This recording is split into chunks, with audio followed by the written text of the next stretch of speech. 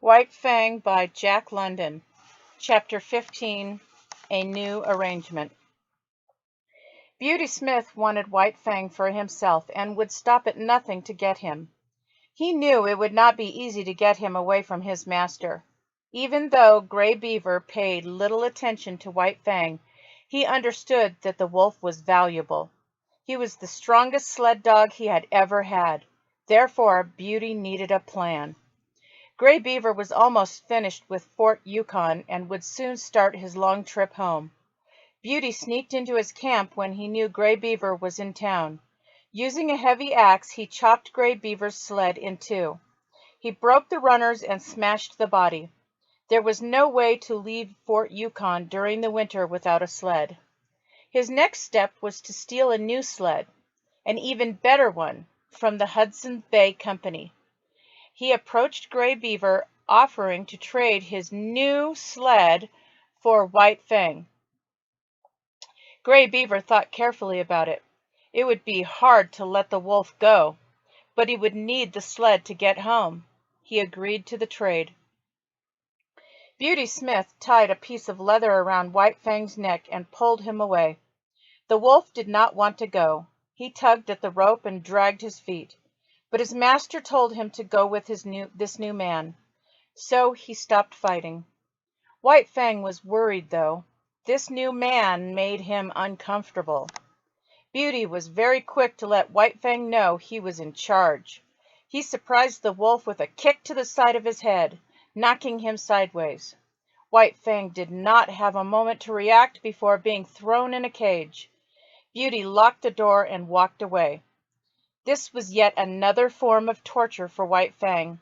He had never been trapped before or locked in such a small space.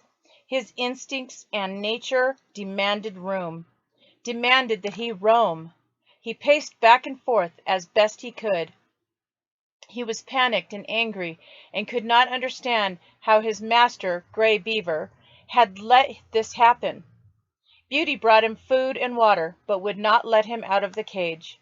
He poked at the wolf with a stick through the bars. White Fang growled and bit at the club and tried to jump at Beauty, but he couldn't pass between the bars. This went on for days. If he was let out, it was only so that Beauty could hit or kick him. Every day, White Fang became angrier, more desperate for escape, and more dangerous.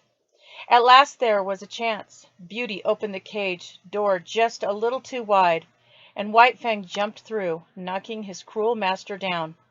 The wolf did not stop for a moment. He ran back to Gray Beaver. There must have been a mistake. His master must be wondering what had happened to him. Gray Beaver was surprised to see the wolf return. He was almost finished packing his new sled. Any later, and he would have been gone. White Fang ran to his side. "What are you doing here?" Gray Beaver asked. White Fang looked up at him. He did not know if he would receive praises or a beating. It did not matter, though. He knew this was where he belonged. "You were sold, fair and square," Gray Beaver said. "You have to go back." Gray Beaver found some rope and tied it around White Fang's neck. "Let's go. You don't belong here anymore." White Fang followed his master because that was what he did. When they arrived at Beauty Smith's and Gray Beaver handed him the rope, White Fang stopped fighting. He knew this was his fate. Although he could not understand these rules of man, he knew that he must obey. Beauty beat him savagely, so much so that White Fang was sick. He threw the wolf back in his cage, locking it tight. Beauty was careful never to open the cage door so carelessly again. This was unnecessary, though, as White Fang never tried to escape again. Wasn't there someone who used to save him? Someone who would rush through the forest to rescue him from danger? These were only memories for White Fang.